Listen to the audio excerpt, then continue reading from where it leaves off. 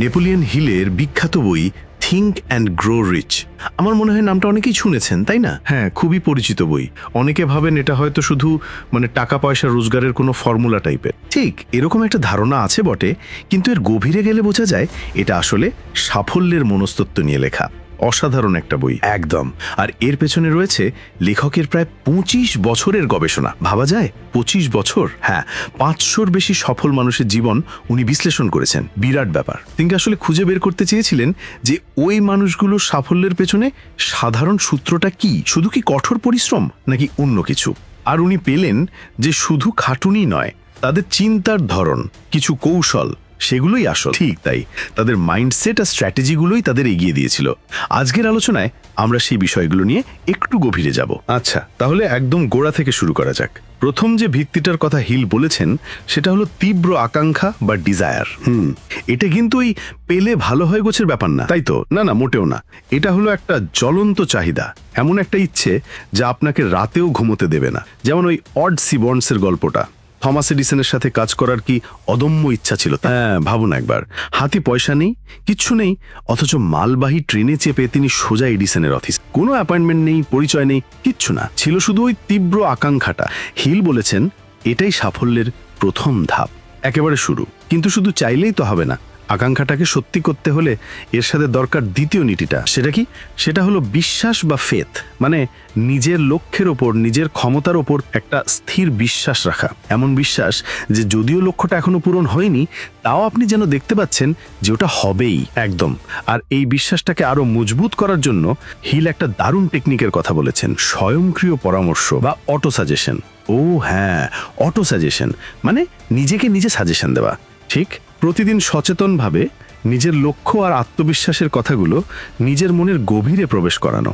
বারবার নিজেকে বলা, যেমন আমি এটা পারবই বা সাফল্য আমার আসবেই, এইরকম। হ্যাঁ, এই পুনরাবৃত্তিটা এটা আপনার অবচেতন মনকে প্রোগ্রাম করে ফেলে, সাফল্যের জন্য তৈরি করে।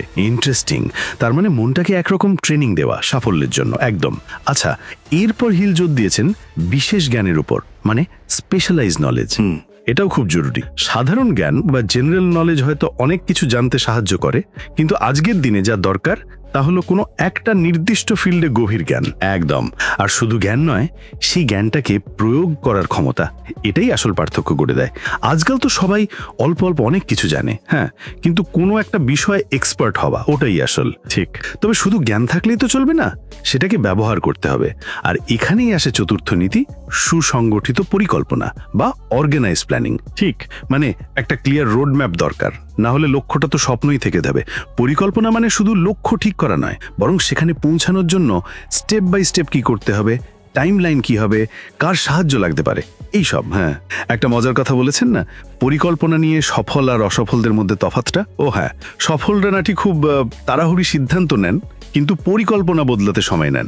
আর অসফলরা ঠিক উল্টো, সিদ্ধান্ত নিতেই সময় কাটিয়ে দেন, আর একটু সমস্যা হলেই প্ল্যান বদলে ফেলেন। একদম ঠিক। কিন্তু পরিকল্পনা মতো এগোতে গেলেও তো বাধা আসবেই। সবকিছু স্মুথলি চলবে এমনটা তো হয় না, কোনো সময় না।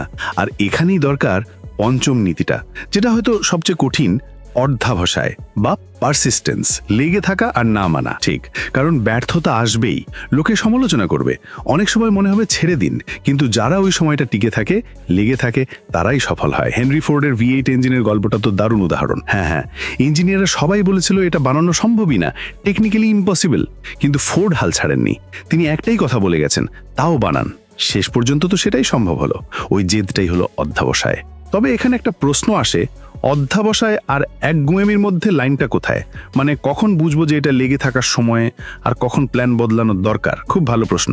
হিল বলেছেন পরিকল্পনা নমনীয় হতে পারে, আপনি রাস্তা বদলাতে পারেন, কিন্তু গন্তব্য বা মূল লক্ষ্যের প্রতি বিশ্বাসটা, ওটা অটল থাকতে হবে। আচ্ছা, আর এই কঠিন যাত্রাপথে একা চললে অনেক সময় হেম হারিয়ে ফেলার ভয় থাকে। তাই হিল ষষ্ঠ নীতির কথা বলেছেন, মাস্টার মাইন্ড। মাস্টার মাইন্ড, এটা একটা দারুণ কনসেপ্ট। সমমনা, উৎসাহী, বুদ্ধিমান কিছু লোকের একটা জোট, তাই তো? একদম। যখন কয়েকটা মাথা একই লক্ষ্য নিয়ে একসাথে কাজ করে, তখন একটা সিনার্জি তৈরি হয়, একটা সম্মিলিত শক্তি জন্মায়, যেটা একা একা অর্জন করা প্রায় অসম্ভব। একে অপরের জ্ঞান, অভিজ্ঞতা, নেটওয়ার্ক সব কাজে লাগে।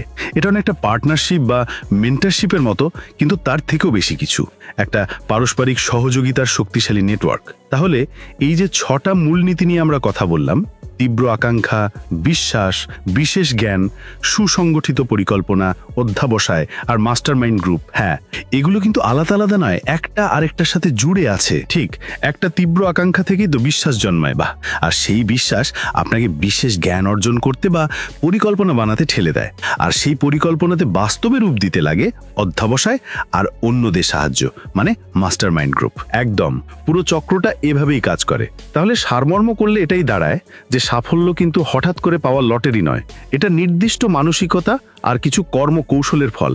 আর হিলের সবচেয়ে বড় বার্তা বোধহয় এটাই, আপনার চিন্তা আপনার জীবনকে নিয়ন্ত্রণ করে। চিন্তা বদলালে জীবনও বদলাবে। কিন্তু শুধু বইটা পড়া বা এই নীতিগুলো জানা এটাই যথেষ্ট নয়, তাই না? নিজেকে হয়তো প্রশ্ন করা উচিত যে এই নীতিগুলোর কোনটা আমার এখনকার পরিস্থিতিতে সবচেয়ে বেশি প্রাসঙ্গিক, আর সেটা প্রয়োগ করার জন্য প্রথম ছোট পদক্ষেপটা কি হতে পারে। ঠিক, ছোট ছোট করে শুরু করতে হবে। আজকের আলোচনাটা তাহলে এখানেই শেষ করি। তবে একটা প্রশ্ন রেখে গেলাম সবার জন্য, হিলের এই নীতিগুলোর মধ্যে কোনটা এই মুহূর্তে আপনার জীবনে সবচেয়ে বেশি প্রাসঙ্গিক মনে হচ্ছে, আর সেটা নিয়ে কাজ শুরু করার প্রথম ধাপটা কি হতে পারে, এটা নিয়ে ভাবা যেতে পারে।